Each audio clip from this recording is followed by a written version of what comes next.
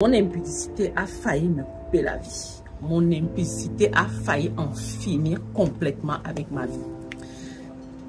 C'est l'histoire que je vous raconte aujourd'hui, les amis. Vous savez, quand Dieu nous dit de fuir l'impudicité, c'est tellement vrai.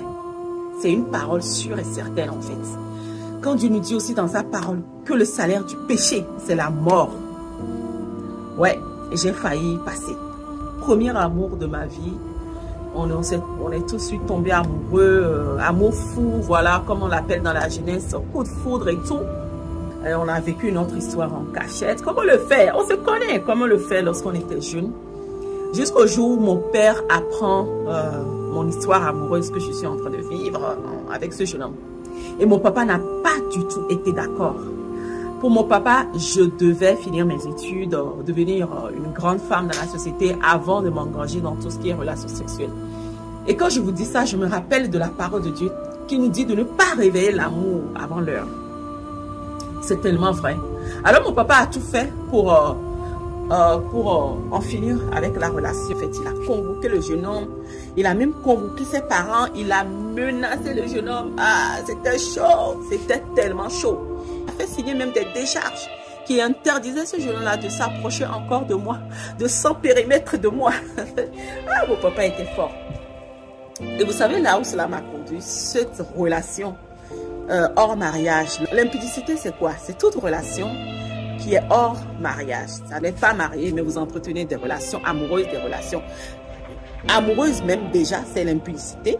Vous entretenez des relations sexuelles alors que Dieu ne vous a pas béni. Les autorités du pays ne vous ont pas béni. Et vous, vous dites que vous êtes amoureux et puis vous rentrez dans les relations en fait. Non, cette histoire-là a failli me coûter la vie. C'est ce que je voulais vous dire aujourd'hui.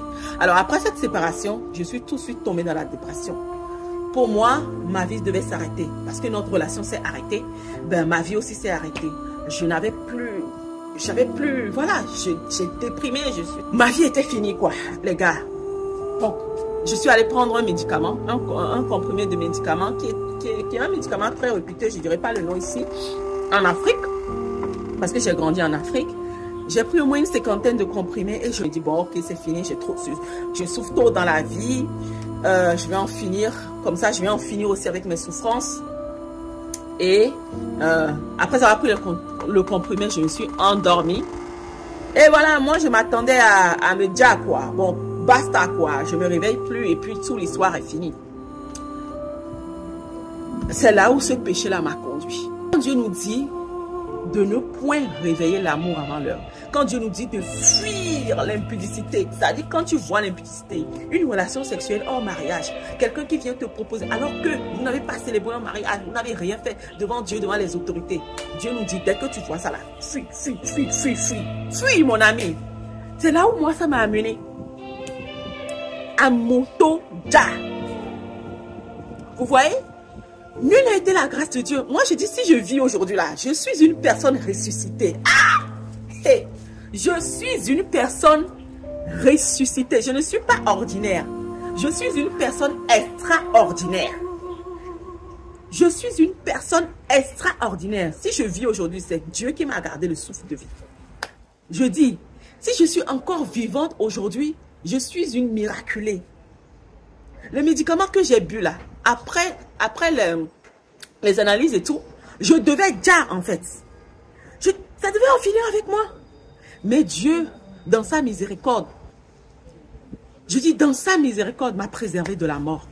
Toi qui vis ta sainteté aujourd'hui, toi qui te préserves aujourd'hui jusqu'au mariage, ne trouve pas que c'est en garde. Non, tu es bonne voie. Et Dieu va te récompenser pour ton obéissance, je te le promets.